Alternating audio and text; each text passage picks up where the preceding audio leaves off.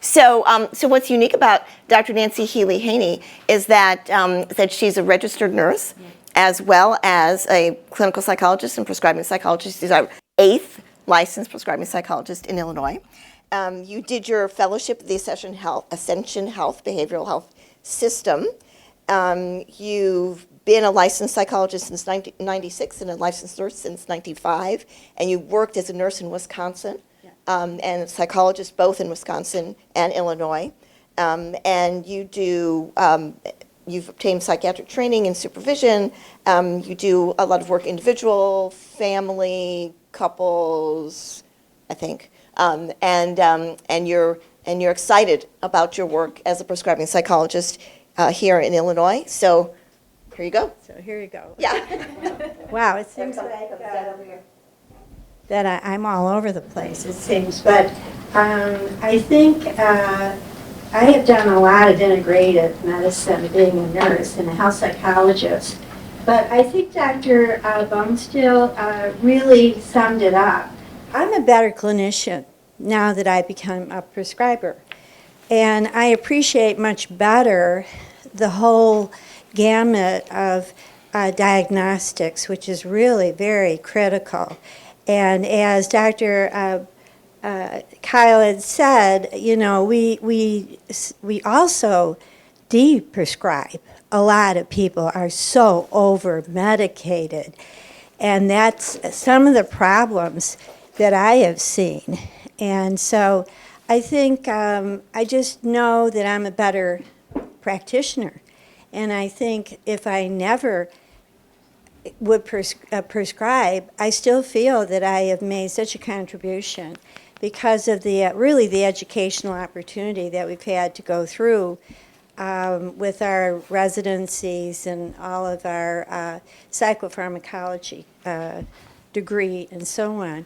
It's really nice to see Dr. Claudia and also Dr. Bonestein, and it's just a privilege. That's all I can say. I'm very glad. Brandy, it's nice to see you in person instead of Zooming. And Brandy and I were in the same cohort, but you were ahead of me, I think. You made it out ahead of me, that's for sure.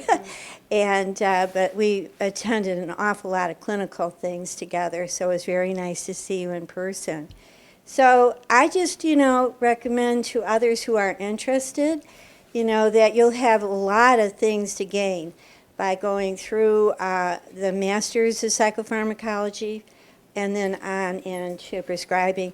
The one thing that I will stop on, what I have recognized is that many people have asked me, why did you become a nurse practitioner? Which, by the way, would have been a lot simpler. But, I'm a doctor.